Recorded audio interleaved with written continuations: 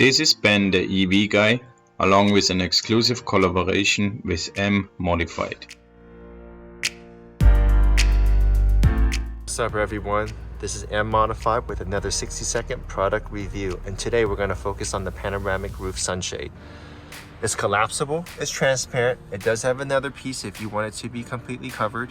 It's held together by clips, 2 in the front, 2 on each side, and 1 in the back.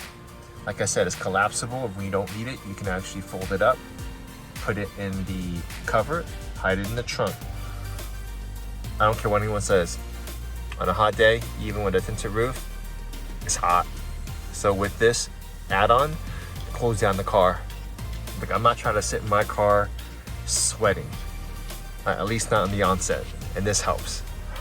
Something that I highly recommend for the price point, especially if you live in a hotter climate area. With that said, I'm gonna put together a quick install video.